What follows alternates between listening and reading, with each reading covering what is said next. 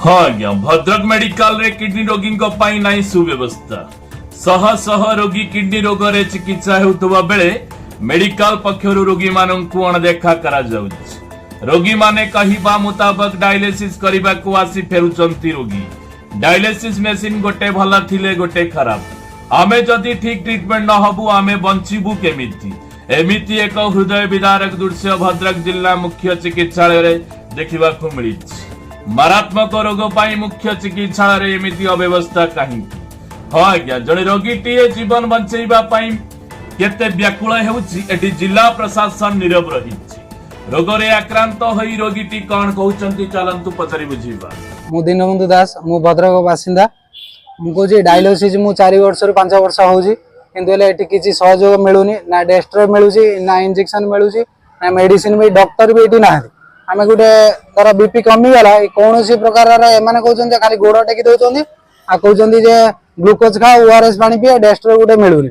प्रत्येक एसी खराब फैन खराब कौन सी मेंटेनेंस करना सबू सबू हायर अथॉरिटी आसुछन सीडीएम हो कलेक्टर हो जी भी हो आसुछन हाँ बुझा जी 2-4 दिन एपट सेपट कर दउछन आसी पुछा सफा कर दउछन तापर निज कमारे निज व्यस्त हो रहउछन।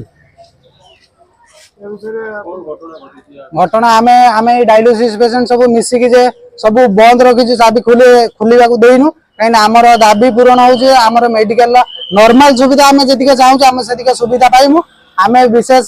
एई जिंस आमे समस्त एकजुट अछु किंतु प्रशासन आम डायलिसिस प्रत्येक समय असुविधा होची। प्रत्येक समय ना बेड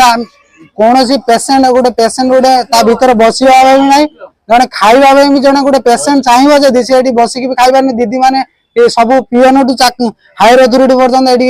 सदा बेले पाटी मुंडा झगड़ा करूछन आम सहित आमर देह खराब होई एमाने कई गोटे भाबुछन आमे देह खराब होई समस्त जे जा कहबे आमे सुनिमु आमे प्रतिवाद कले आम मुह ऊपर कहबे तमे जे कोन डायलिसिस लेखिक दियो आमे डायलिसिस करू एटा कोन आमे मरि जे मु तांकर आगे चाबी खुली ड्यूटी करिवे आगे सही जिनसडा आगे दरकार। केते लोक आजि आछन आमे एडी 30 जन पाखाबे सब लोक आसीजु 30 जन सब डायलिसिस पेशेंट हां सब डायलिसिस आमे डायलिसिस होजे 4-5 वर्ष लाइन डायलिसिस आमे डायलिसिस आमे रास्ता गुलेमु नले निजे आत्महत्या करी मा कोन करी लास्ट हमर जदी प्रशासन की मीडिया भाई माने के बुझिबेनी आमे लास्ट सुसाइड करी मा कोन करी लास्ट भीतर डायलिसिस घर भीतर पानी कोठी थाए एटा आपण मान देखतो नि जते डायलिसिस सेंटर अछि घर भीतर पानी डायलिसिस बेड तळे पानी मैनेजर सेते परे लेखि कहउछन आ कोन को परिस्थिति में डायलिसिस हम डायलिसिस सेंटर अछि सेटा हमर पीपी मोड रे चलुछि राही केयर तको नै छी ए जोटा कहउछन जो असुविधा एटा ए अल्प दिन हला हेछि एटार असुविधा मु जानला परे तांकर जे अथॉरिटी के ऑलरेडी इन्फॉर्म करिछि तांकर इंजीनियर आज आछंती तारे भितर मध्य डायलिसिस जोड़ा आवश्यक चली गतकाली भी 25 जन को डायलिसिस होती तेणु आज इंजीनियर आसला तांकर जोड़ा असुविधा होती कहीं सेमती से मत रिपोर्ट देले मु भावुँ से आसला ठीक हो सर के दिन लागियो काइना लोक प्रतिदिन आसुनी रोगी एठी बसिकी जाउचंती डायलिसिस हेई पनी आपण जानथिबे गोटे किडनी पेशेंट रोगी पई केते एटा सीरियस मैटर डायलिसिस तो अवश्य सीरियस मैटर सेटा गोटे एसेंशियल से तो चले आमर डायलिसिस बंद करना जेहेतु से आमे पीपी मॉडल चलाउछंती से रेस्पॉन्सिबल आमे ताको भी एक्सप्लेनेशन कॉल करिछो तेणु से आसला आज इंजीनियर रिपोर्ट देला जदि से किसी असुविधा करते बा करि न पारिबे सेटा आमे निश्चित भाव में आम ऊपर अथॉरिटी जनइबू मो भावुँ सेटा आमर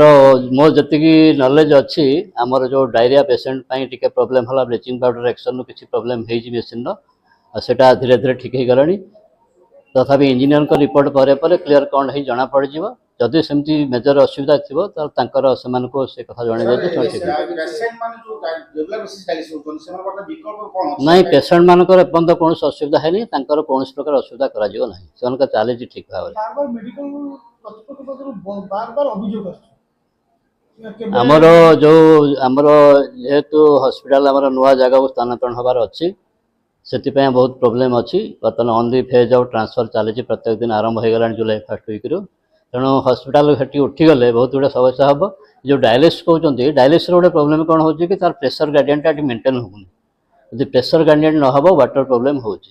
ମୁଁ ଭାବୁଛି ସେଇଟା ଗଲେ ଠିକ୍ ମାନେ ସ୍ଥାନାନ୍ତରଣ ହେଲେ ବହୁତ ଗୁଡ଼ିଏ ପ୍ରୋବ୍ଲେମ୍ ୟା ରିଲେଟେଡ୍ ବି ସଲ୍ଭ ହେଇଯିବ।